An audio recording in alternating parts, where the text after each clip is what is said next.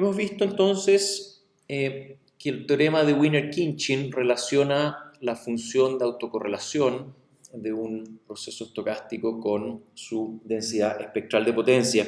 Y tal vez la mejor forma para ilustrar esto es mediante un ejemplo. Y el ejemplo dice así, ejemplo. Se tiene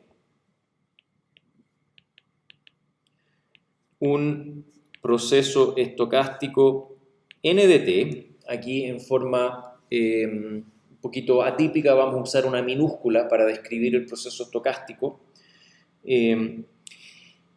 cuya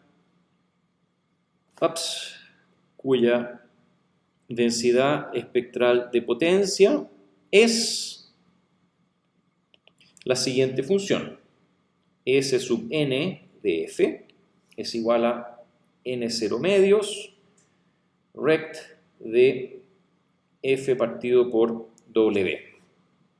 Entonces, si es que graficamos esto, vamos a encontrar de que en frecuencia este proceso tiene una densidad espectral de potencia, vamos a hacerlo un poquito más simétrico, ahí está, de ancho W, o sea que va desde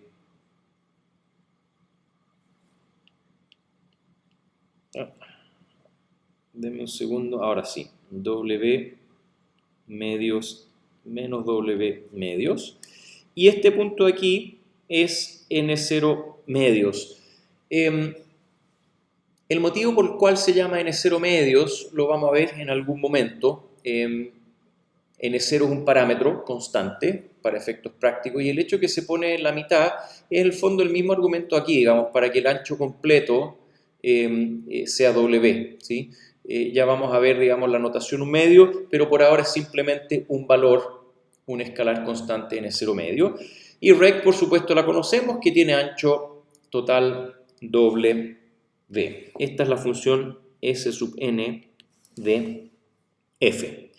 Aplicamos Wiener-Khinchin y obviamente entonces la función de autocorrelación de este proceso es igual a, y este es un proceso estocástico estacionario, es igual a la transformada inversa de Fourier de la función de la densidad espectral de potencia, es igual a la transformada inversa de n0 medios rect de f partido por w, y desde luego esa es una transformada que todos conocen, es igual a n0 w medios sinc de w tau, donde sinc por supuesto es seno de πx partido por πx. Esa es la definición general de sinc, donde x, ¿no es cierto?, es todo este argumento aquí adentro,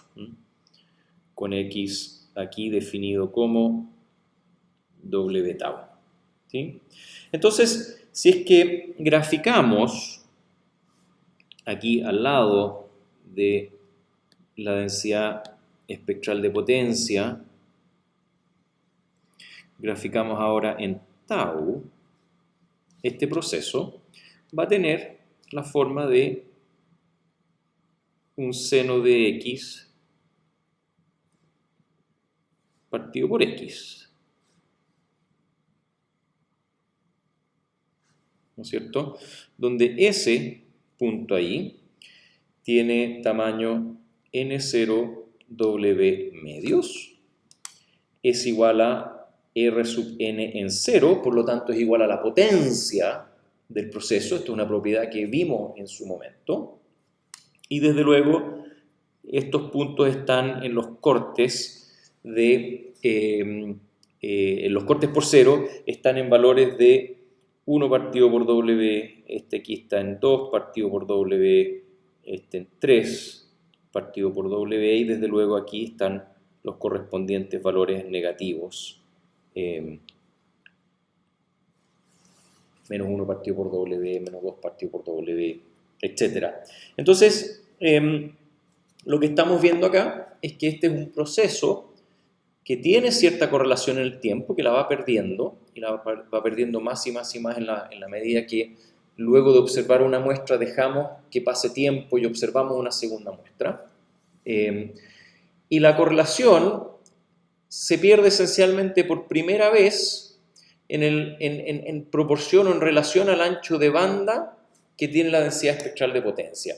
Si esta densidad espectral de potencia fuera más ancha, porque W crece, entonces 1 partido por W decrece, y desde luego este seno x sobre x, esta función sinc, se encoge, lo cual significa que el proceso, al tener contenido espectral más ancho, también tiene energía en frecuencias más altas y por lo tanto tiene también la capacidad de cambiar más rápido.